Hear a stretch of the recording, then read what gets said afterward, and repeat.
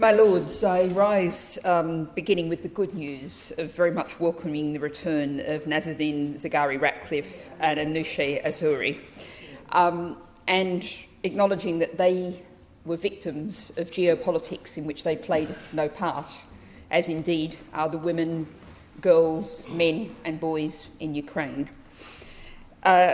But, of course, it's important on a day like today, in a debate like today, that we look around us. And the noble Lord Purvis looked at the situation ranged across the political parties.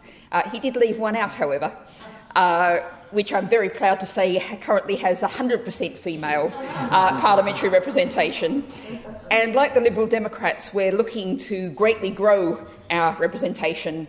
And I'm sure there'll be some men in the next tranche, but I'm hopeful that we can still keep the percentage of females very high. But I do want to associate myself with the remarks of the noble Lady Baroness Gale in commenting on both the location and the timing of this debate. I don't know how many people have looked up and thought that we are conducting this debate at the feet of the patriarch. There could hardly be a less appropriate place for today's debate.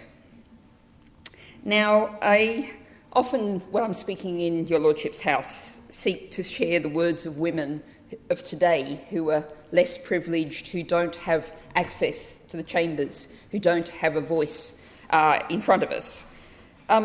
Today, as we speak in the midst of a building filled with the portraits and statues of largely dead, white, rich males, I'm going to seek to allow voices from the past, voices of women, to be heard in your Lordship's chamber.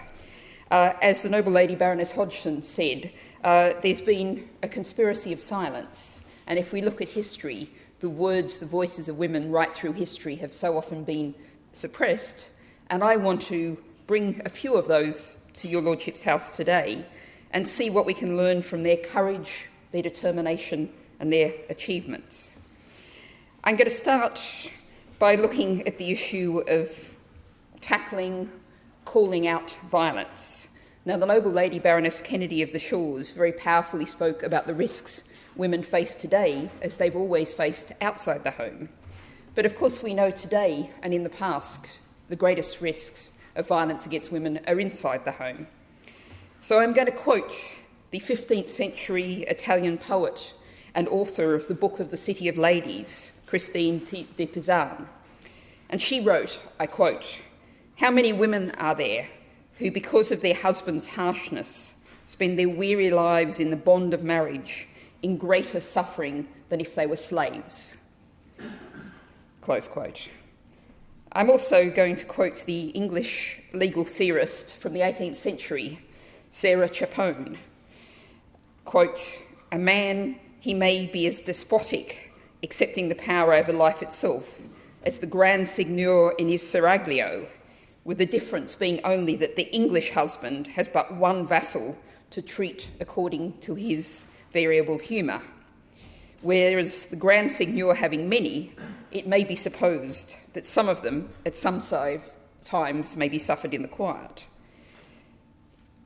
We sometimes think that in the past women endured this, were forced to endure, but they always fought back, they always spoke out. And it's really important that we listen in this Women's History Month, as well as this be us marking International Women's Day, that our foremothers are there. And I note that the Right Reverend Prelate, the Bishop of Durham, talked about how so much of our education, I think he was talking about other countries' education being male-orientated, but of course that's true of so much of our education system today. I don't know if we went into a school today how many pupils would know of the two authors I've just quoted.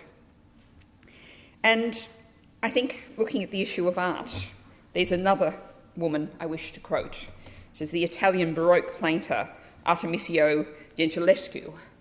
And she produced some of the most wonderful art, I would posit, that has ever been created. And she did so after the most awful and difficult origins. She was raped as a young woman in 1612. She was an 18-year-old. She was tortured in court to be forced to prove the honesty of her testimony. Now, Antonio Gentilescu went on to produce wonderful paintings. Among them is perhaps the most famous of a biblical story of Judith slaying Holofernes. What that picture is of Judith with a knife cutting off the head of an enemy while that enemy is held down, she's helped by another woman. I invite your Lordship's House to imagine what it might be like if that painting was up there instead of the one that we have before us. So, and what Artemisia said, one of the quotes from her that come down to us was, "As long as I live, I will have control over my being." What an inspirational phrase that is. Now, I'm also going to look more broadly than the fate of individuals, back to Hypatia, the 5th century Alexandrian philosopher and political advisor. And she, one of the quotes from her that comes down to us is, quote, "Regardless of our colour, our race and religion, we are brothers and sisters." Now, Hypatia was caught. We might think we have culture wars today, but the culture wars between pagans and Christians in 5th century Alexandria were considerably more violent. And indeed, those of you who know the fate of Hypatia will know that her body bore the extreme scars. The cause of her death was that culture war. But she was saying, everyone are brothers and sisters. Let's listen to this wisdom from women of the past. Now, finally, I'm going to come to one final person to quote, much closer to the current day, and that's Wangari Maathai, the Kenyan Nobel Peace Prize winner. And I've got a quote from her. "We are called to assist the earth to heal her wounds, and in the process heal her own. Indeed, embrace the whole of creation in all of its diversity, beauty and wonder." Wangari Maathai was talking about a different kind of model to what's existed not just in past decades or past centuries, but past millennia.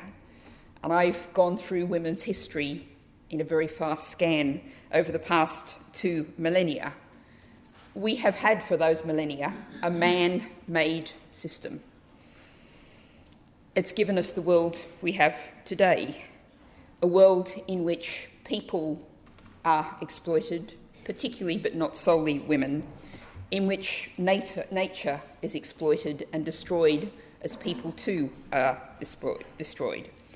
Now, the Noble Lady, the Minister, in opening this debate, spoke about the slogan for this International Women's Day, "Break the bias."